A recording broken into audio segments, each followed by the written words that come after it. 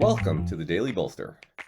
Each day we welcome transformational executives to share their real-world experiences and practical advice about scaling yourself, your team, and your business. Welcome to the Daily Bolster. I'm Matt Blumberg, co-founder and CEO of Bolster, and I'm here today with Charles Bonello. Charles is the co-founder, CEO, and very proud first dad, that's an awesome title, of Vivvi. And Vivvi is a really cool company whose mission is to make exceptional childcare and learning accessible to working families by partnering with employers to provide childcare as a benefit. Charles, welcome to the Daily Bolster. Thanks so much for having me today, Matt. I'm really excited to be here. Yeah, I'm excited to talk to you about maybe a couple different things today in a couple episodes. But the first one I wanted to talk to you about is something that you and I have discussed before, which is how you get comfortable as a CEO leading through ambiguity, which we must all do every day because the world of startups is never clear. Yeah. Well, thanks so much for having me. It's really exciting to be here. And listen, it's the question that's on, I think, my mind and almost every other founder's mind all the time. For me, when I think about leading through ambiguity, there's really three components. And the first is getting comfortable with ambiguity, right? And how do I get comfortable with ambiguity and what do I see out there? I mean, look, oftentimes when there's a fork in the road or where there's a big decision to be made or something is outside of your control, it seems like there are infinite possibilities. Well, as soon as you put those down on paper, they cease to be infinite and they start being finite. And when you start mapping out the different modalities, when you start mapping out the different paths that you can take, it becomes really easy to start checking those off. And all of a sudden, infinite possibilities become three possibilities, become two possibilities, become one that you're really confident around. You take that a step further, and how do you get to that point? I think it really comes down to transparency. You have to be transparent with two parties in particular. The first is transparency with your team. And that takes two forms, right? The first is actually being transparent about what's on your mind, what you're working on, what's coming to you, because you've hired these people, you've brought them into your world, you've brought them into your ecosystem. To use that, they have to be fully informed to understand how to best support you and how to drive the company forward. But just as important as that is transparency around expectations.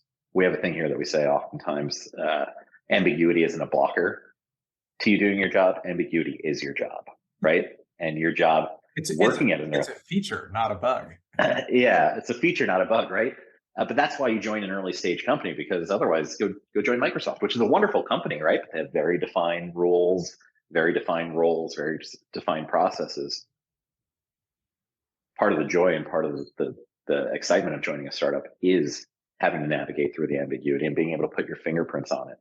And so it's one thing if that's a surprise to everybody, but to say it early and often and on an ongoing basis empowers them to do the second part of that, right? Which is surfacing those concerns and supporting you through that.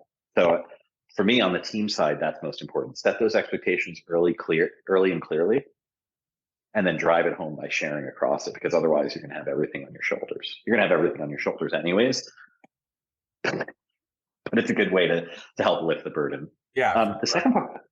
The second party is the board, right? And yes, there's like a very legal and formal relationship between a company and a board and the founder and the board, but really it's everybody on the same team. And you have to live by that mantra of no surprises, whether they're good or bad.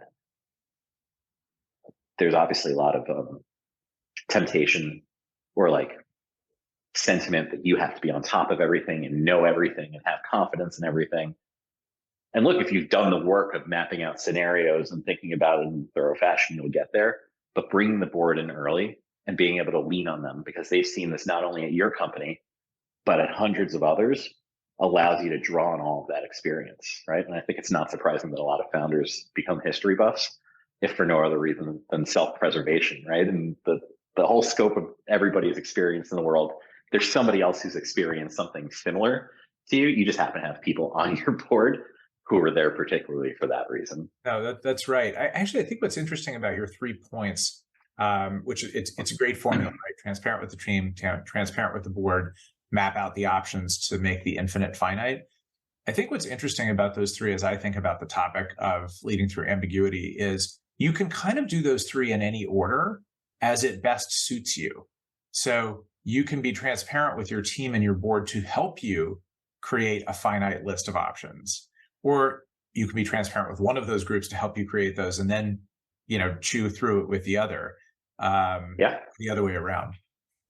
And it totally depends on the stakes of it, right? Sure. Yeah. If you're thinking about where to locate your office, that's a little bit different than whether you're thinking about to go into a new product direction, or to shut down a product, or to sell, right, or to buy, right? And for me, it kind of becomes a funnel of a process. It's like, let's ingest everything that is out there, so that we have the full context, and then you can start whittling it down, or using that to inform strategy on how you attack.